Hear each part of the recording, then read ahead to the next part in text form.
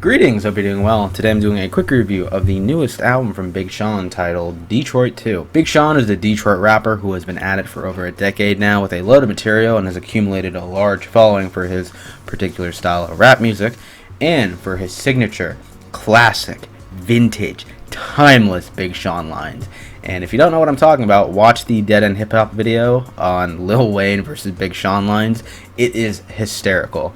And thank goodness there are a lot more on this album too. God bless. On a more serious note, however, Big Sean's music itself has never really appealed to me. His cadences, flows, and beat selection is really spotty for me.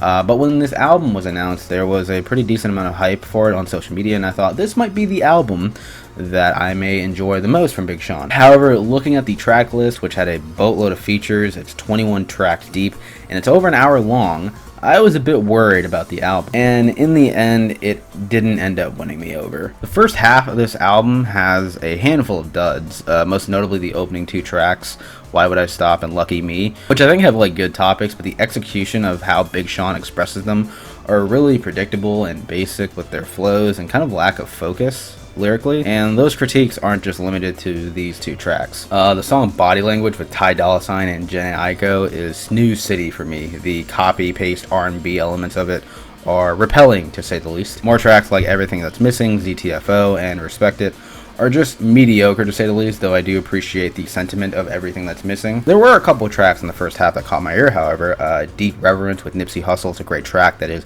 introspective, a lot of outside life factors, though the encyclopedia bar had me rolling my eyes. Wolves with Post Malone has like a deep club feeling to it. I love the embers of the chorus on the track, it's really catchy. Guard Your Heart with Anderson .Paak, Early Mac, and Wale is a nice vintage sounding track with the piano-laced production, as Big Sean and Wale reflect on their personal experiences as well as the current state of the world. Harder Than My Demons slaps as well. I love the booming beat on this one, and I thought the Dave Chappelle story skit about why he loves Detroit was great.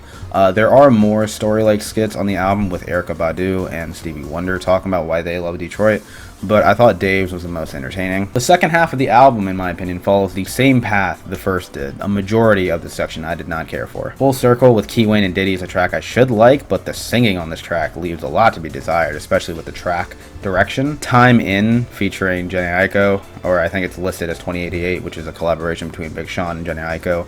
It's lethargic as hell. It's incredibly boring. The Baddest might be one of the most contrived brag rap tracks I have ever heard. The horns are so comically villainous to the point where I just cannot take this track seriously. Friday Night CYPHER hosts an entire entourage of Detroit MCs, and it's ambitious for sure with all the beat switch ups and different verses and flows. But a majority of the verses did feel very inline and like suppressed, rather than being these expressive and personality-filled verses that lets me know which artist is which and who they are. Royce by far blew everyone out of the water on this track, but overall it's meh to me. As for what I did like, I like Lithuania with Travis Scott, mostly because it feels more like a Travis Scott track featuring Big Sean rather than it being the other way around.